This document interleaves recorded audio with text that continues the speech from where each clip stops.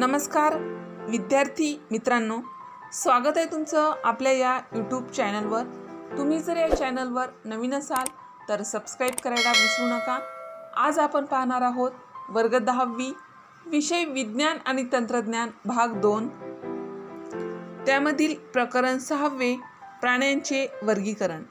आज आपण प्राण्यांचे वर्गीकरण या प्रकरणाचा संपूर्ण स्वाध्याय अगदी व्यवस्थित आणि सविस्तर या व्हिडिओमध्ये पाहणार आहोत। चला तर मग स्वाध्यायाला सुरुवात करूया। स्वाध्यायामध्ये प्रश्न पहिला, ओळखा पाहू मी कोण। खाली काही वाक्ये दिली आहेत, ते वाक्य कशा संबंधित आहे, त्या वाक्यावरून आपल्याला कोणाची ओळख होते ते लिहायचं आहे। पहिलं वाक्य, मी द्विस्तरीय प्राणी असून मला देहगुहा नाही, मी कोणत्या संघातील प्राणी आहे। उत्तर, सिलेंडराटा किंवा निडारिया प्राणी संघातील प्राणी। या प्राण्यांना देहगुहा नसते, शिवाय ते द्विस्तरीय प्राणी आहेत। दुसरं आहे, माझे शरीर अरिय सममिती दाखवते, माझ्या शरीरात जलसंवहनी जलाभिसरण संस्था आहे, मी मासा नसतानाही मला मासा संबोधतात, माझे नाव काय। उत्तर, तारामासा कंटकचर्मी प्राणी। तारामासा हा मासा नसूनही त्याला मासा संबोधले जाते, म्हणून त्याचं उत्तर काय आहे, तारामासा कंटकचर्मी प्राणी। तिसरा आहे, मी तुमच्या लहान आतड्यामध्ये राहतो, माझ्या धाग्यासारख्या शरीरामध्ये आभासी देहगुहा आहे, माझा समावेश कोणत्या संघात करा। उत्तर, जंत गोल कृमी, त्याला काय म्हणतात, जंत किंवा गोल कृमी। चौथा आहे, मी बहुपेशीय प्राणी असून सुद्धा माझ्या शरीरात ऊती नाहीत, माझ्या प्राणीसंघाचे नाव सांगा। उत्तर, स्पॉन्ज किंवा रंध्रीय, स्पॉन्ज किंवा रंध्रीय असे त्याला म्हणतात। अशा प्रकारे प्रश्न पहिला, ओळखा पाहू मी कोण, या प्रश्नांची उत्तरे आपण पाहिली आहेत। प्रश्न दुसरा, प्रत्येकाची लक्षणे वर्गीकरणाच्या आधारे लिहा। प्रत्येकाची म्हणजे कोणाची लक्षणे आपल्याला वर्गीकरणाच्या आधारे लिहायची आहेत ते बघा। रोहू मासा, नाकतोडा, हत्ती, पेंग्विन, सुसर, टोड, उडणारा सरडा, हुकवर्म, जेलीफिश, गोम इत्यादींची लक्षणे वर्गीकरणाच्या आधारे आपल्याला लिहायची आहेत। पहिले आहे रोहू मासा। उत्तर, वर्गीकरण, सृष्टी प्राणी, विभाग समपृष्ठरज्जू, संघ समपृष्ठरज्जू, उपसंघ पृष्ठवंशीय प्राणी, वर्ग मत्स्य, उपवर्ग अस्थिमत्स्य, लक्षणे पेशीभित्तिका नसलेले बहुपेशीय प्राणी, अवयव संस्था स्तर शरीर संघटन, द्विपार्श्व सममित शरीर, त्रिस्तरीय व खरी देहगुहा असलेले शरीर।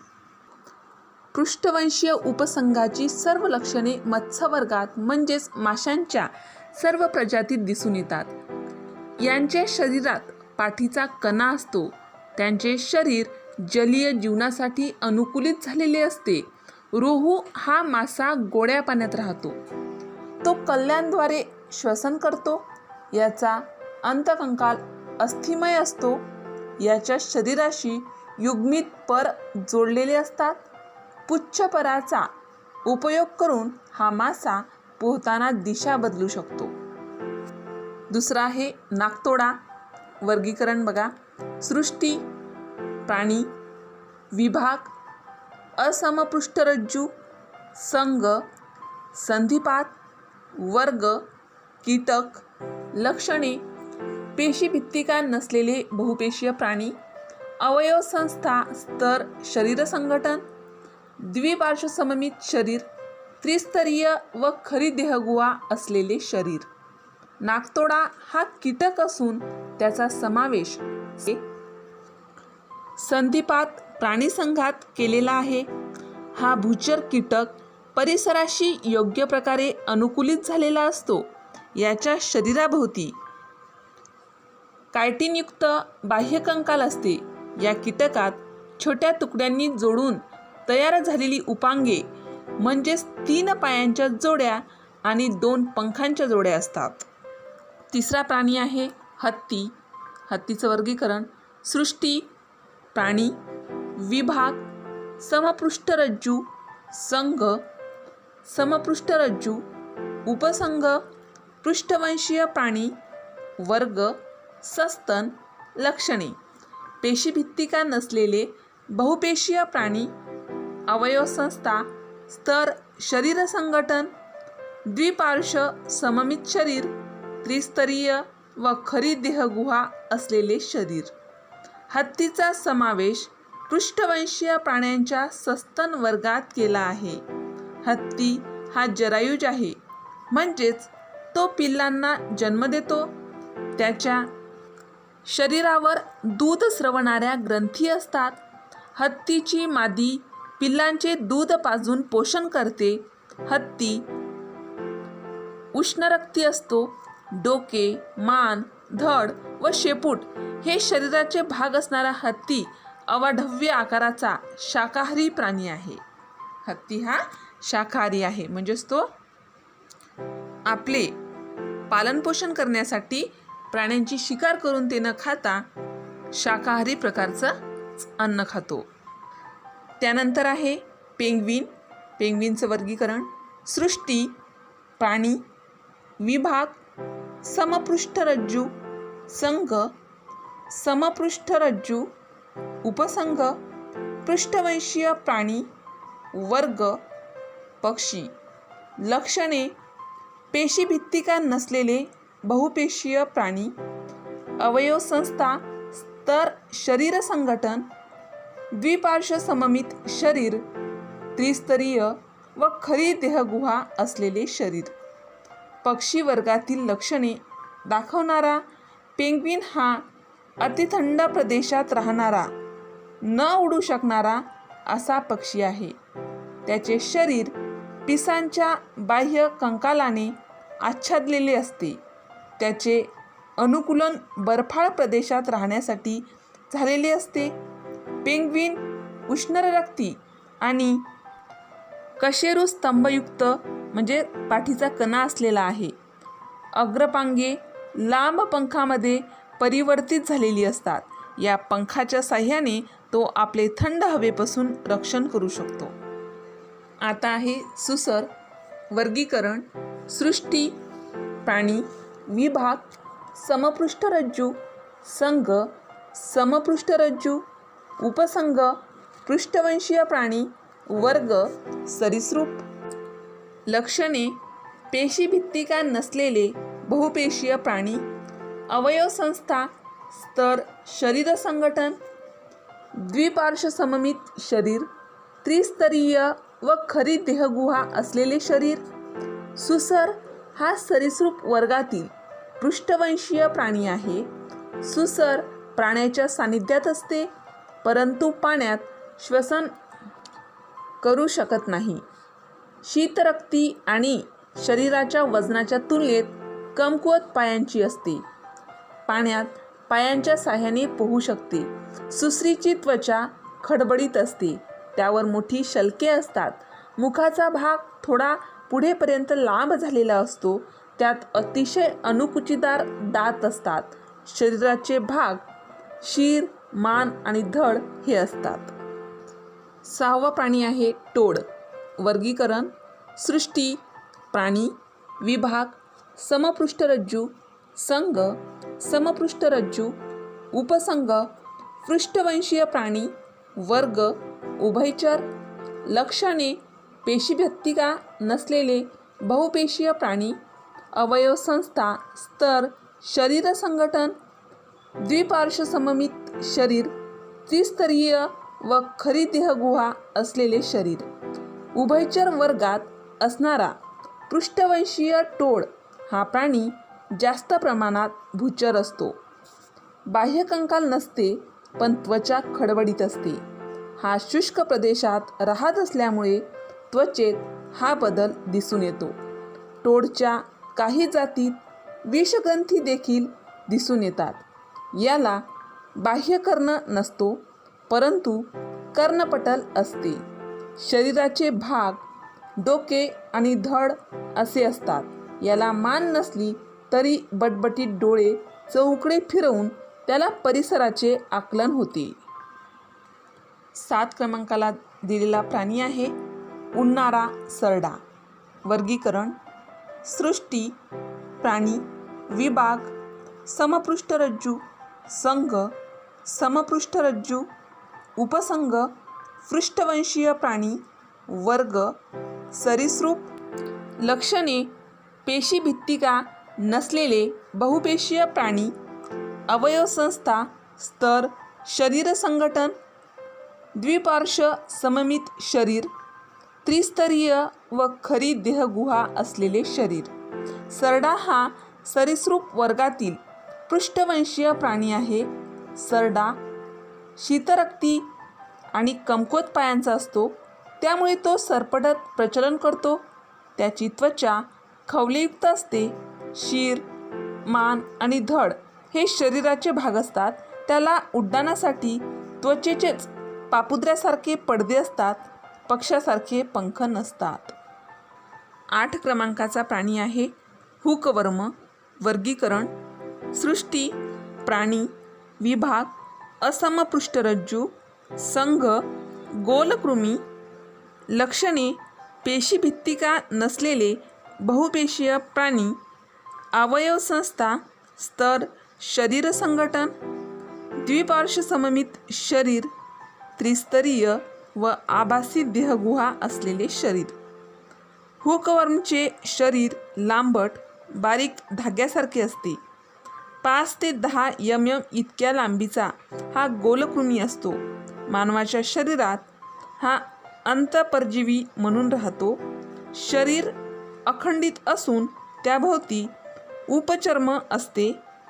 हुकसारख्या मुख अवयवाने हा कृमी पोशिंद्याच्या शरीरात अडकून राहतो. 9 क्रमांकाचा प्राणी आहे जेलीफिश. वर्गीकरण: सृष्टी, प्राणी, विभाग, असमपृष्ठरज्जू, संघ, सिलेंटराटा निडारिया. लक्षणे: छत्रीच्या आकाराचा, पेशीभित्तिका नसलेला बहुपेशीय प्राणी, उतीस्तर, शरीर संघटन, अरीय सममित शरीर, द्विस्तरीय देहगुहाटीन शरीर. जेलीफिश हा समुद्रात राहणारा छत्रीच्या आकाराचा निडारिया संघातील प्राणी तरंगू शकतो. या शरीर स्वरूपाला छत्रिक असे म्हणतात. पारदर्शक फुग्याप्रमाणे दिसणारे हा जीव जेलीप्रमाणे भासतो, म्हणून याला जेलीफिश असे म्हटले जाते. याच्या मुखाभोवती दंशपेशीयुक्त शुंडके असतात. शुंडकांचा उपयोग भक्ष्य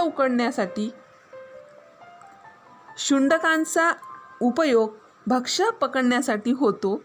दंशपेशी भक्ष्याच्या शरीरात विषाचे अंतःक्षेपण करतात.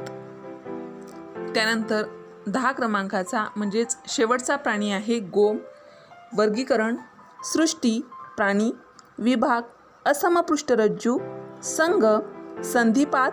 लक्षणे: पेशीभित्तिका नसलेले बहुपेशीय प्राणी, अवयवसंस्था, स्तर, शरीर संघटन, द्विपार्श्व सममित शरीर, त्रिस्तरीय व खरी देहगुहा असलेले शरीर. छोट्या तुकड्यांनी जोडून तयार झालेली अनेक उपांगे गोम या प्राण्यात दिसतात. शरीराभोवती कायटिनयुक्त बाह्यकंकाल असते. गोम हा किडा संधिपात संघात वर्गीकृत केला जातो. त्याला अनेक पाय असतात, त्यामुळे त्याला शतपात असेही म्हणतात. अशा प्रकारे प्रश्न 2 दिलेल्या प्रत्येक प्राण्याची लक्षणे आपण वर्गीकरणाच्या आधारे व्यवस्थित लिहिली आहेत. प्रश्न 3 प्राणी वर्गीकरणाच्या पद्धती कशा बदलत गेल्या आहेत? उत्तर: सर्वात पहिल्यांदा प्राण्यांचे वर्गीकरण ग्रीक तत्ववेत्ता ॲरिस्टॉटल यांनी केले होते. या वर्गीकरण पद्धतीनुसार शरीराचे आकारमान, सवयी, अधिवास असे मुद्दे लक्षात घेतले जातात. या पद्धतीला कृत्रिम पद्धत असे म्हणतात. थिओफ्रेस्टस, प्लिनी, जॉन रे, लिनियस या शास्त्रज्ञांनी वर्गीकरणाची कृत्रिम पद्धतीच वापरली. विज्ञानातील प्रगतीमुळे पुढे संदर्भ बदललेले आणि वर्गीकरणाचे मुद्दे देखील वेगळे झाले. वर्गीकरणाच्या नैसर्गिक पद्धतीचा त्यानंतर अवलंब करण्यात आला. या पद्धतीत सजीवांचे शरीररचनेविषयी गुणधर्म, त्यांच्या पेशी, गुणसूत्र, जैवरासायनिक गुणधर्म असे आधुनिक मुद्दे लक्षात घेण्यात येतात. त्यानंतर डॉम्स्की आणि मेयर यांनी उत्क्रांतिवादावर आधारित असलेली वर्गीकरण पद्धत शोधली. 1977च्या सुमारास कार्ल वूज यांनी 3 डोमेन वर्गीकरण पद्धती शोधली. त्यानुसार आदिकेंद्रकी जीवाणूंचे 2 वर्ग करण्यात आले आहेत. अशा रीतीने प्राणी वर्गीकरणाच्या पद्धती बदलत गेल्या आहेत. प्रश्न 4, रचनात्मक संघटन व सममिती यामध्ये नेमका काय फरक आहे? उदाहरणासहित स्पष्ट करा.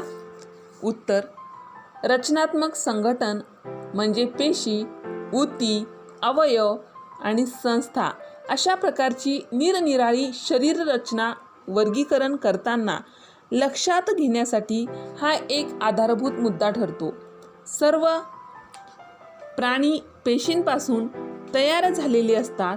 अमिबासारख्या एकपेशीय प्राण्यात सर्व कार्य एकाच पेशीद्वारे करण्यात येतात. अशा प्राण्यांचे संघटन जीवद्रव्य स्तर या प्रकारचे असते. बहुपेशीय प्राण्यांच्या शरीरात अनेक पेशी असतात. उदाहरण: रंध्रीय प्राणी. काहींच्या शरीरात समान कार्य करणाऱ्या पेशींचे समूह म्हणजेच ऊती असतात. उदाहरण: निडारिया. तर काहींच्या शरीरात अजून प्रगती होऊन अवयव आणि नंतर संस्था तयार होतात. उदाहरण: चपटे कृमी व त्यापेक्षा उत्क्रांत प्राणीसंघ. उत्क्रांतीच्या प्रक्रियेत असे हळूहळू बदल होत प्राण्यांच्या संघात जटिल रचनात्मक संघटन येत गेले. सममिती हे शरीररचनेचा पायाच दर्शवते. वर्गीकरण करताना आधारभूत ठरणारा हाही एक मुद्दा आहे. सममिती लक्षात घेण्यासाठी प्राण्यांच्या शरीराच्या विशिष्ट अक्षातून काल्पनिक छेद घेतला जातो. यावर आधारित प्राणी शरीररचनेचे निरनिराळे गट पडतात. जसे असममित शरीर उदाहरण रंध्रीय, अरीय सममिती उदाहरण निडारिया आणि कंटकचर्मी आणि द्विपार्श्व सममिती उदाहरण इतर सर्व प्राणीसंघ. अशा प्रकारे रचनात्मक संघटन व सममिती यामध्ये नेमका काय फरक आहे तो उदाहरणासहित स्पष्ट करता येतो. प्रश्न 5, थोडक्यात उत्तरे द्या. त्यामध्ये पहिला प्रश्न: शार्कचे वर्गापर्यंत शास्त्रीय वर्गीकरण लिहा. उत्तर: शार्कचे वर्गीकरण सृष्टी, प्राणी, संघ, समपृष्ठरज्जू, उपसंघ, पृष्ठवंशीय प्राणी, वर्ग, मत्स्य, उपवर्ग, कास्थिमत्स्य, शास्त्रीय नाव स्कॉलिओडॉन साराकोहा. दुसरा प्रश्न: कंटकचर्मी संघाचे 4 गुणधर्म लिहा. उत्तर: कंटकचर्मी प्राणी केवळ सागर निवासीच असतात. यांचे शरीर त्रिस्तरीय आणि सत्य देहगुहायुक्त असते. यांच्या अळी अवस्थेमध्ये द्विपार्श्व सममिती असते. मात्र प्रौढावस्थेत ते पंचअरीय सममिती मिळवतात. प्रचलनासाठी यांना नलिकापाद असतात. या नलिकापादांनी ते अन्न देखील पकडू शकतात. जे प्रचलन करीत नाहीत ते स्थानबद्ध असतात. यांचे कंकाल कॅल्शियमयुक्त कंटकीचे किंवा पट्टिकांचे बनलेले असते. कंटकचर्मी प्राण्यामध्ये पुनर्जनन क्षमता खूप चांगली असते. हे प्राणी बहुतेक एकलिंगी असतात. उदाहरण: तारामासा, sea urchin, brittle star, sea cucumber इत्यादी. तिसरा प्रश्न आहे: फुलपाखरू व वटवाघूळ यातील फरकाचे 4 मुद्दे स्पष्ट करा. उत्तर: फुलपाखरू यामध्ये पहिला मुद्दा आहे. फुलपाखरू हे उपसृष्टी, असमपृष्ठरज्जू यात वर्गीकृत केले जाते. वटवाघूळ यामध्ये पहिला मुद्दा आहे. वटवाघूळ हे उपसृष्टी समपृष्ठरज्जू यात वर्गीकृत केले जाते. फुलपाखरू यामध्ये दुसरा मुद्दा.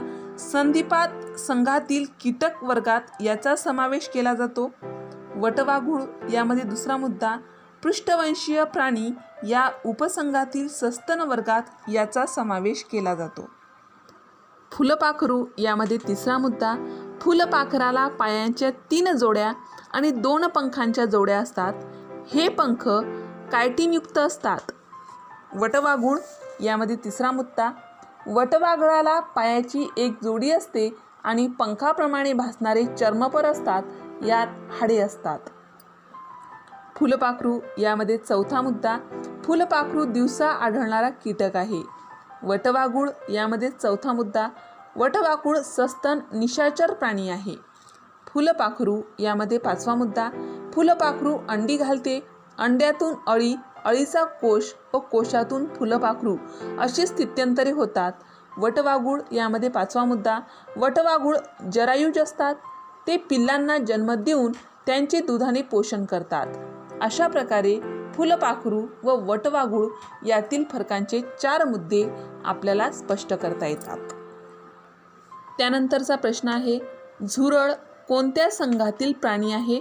उत्तर सकारण स्पष्ट करा. उत्तर, झुरळ हा संधिपात संघातील प्राणी असून त्याचा समावेश कीटक वर्गात केलेला आहे. झुरळ संधिपात असण्याची कारणे पुढीलप्रमाणे. शरीरावर कायटिनच्या बाह्य कंकालाचे आच्छादन, छोट्या छोट्या तुकड्यांनी जोडून तयार झालेली उपांगे जसे 3 पायांच्या जोड्या, द्विपार्श्व सममित त्रिस्तरीय सत्य देहगुहायुक्त आणि खंडीभूत शरीर, श्वसनासाठी श्वासरंध्र व श्वासनलिकांचे जाळी. प्राण्यांचे वर्गीकरण या प्रकरणाच्या स्वाध्यायामध्ये एकूण 11 प्रश्न आहेत. त्यापैकी या व्हिडिओमध्ये आपण प्रश्न 1 ते 5 या प्रश्नांची उत्तरे सविस्तर अभ्यासली आहे. यानंतरच्या व्हिडिओमध्ये प्रश्न 6 ते 11 या प्रश्नांची उत्तरे अभ्यासायची आहेत. अशाच प्रकारचे स्वाध्याय संबंधित विविध विषयाचे व्हिडिओ पाहण्यासाठी या चॅनलला सबस्क्राईब करा. आमचे हे व्हिडिओ लवकरात लवकर तुमच्यापर्यंत पोचण्यासाठी बाजूला दिलेल्या बेल आयकॉन बटनवर क्लिक करा. तुम्हाला जर हा व्हिडिओ आवडला असेल तर लाईक करा, मित्रमैत्रिणीमध्ये शेअर करा. काही समस्या असतील, काही अडचणी असतील तर कमेंट करा. हा व्हिडिओ शेवटपर्यंत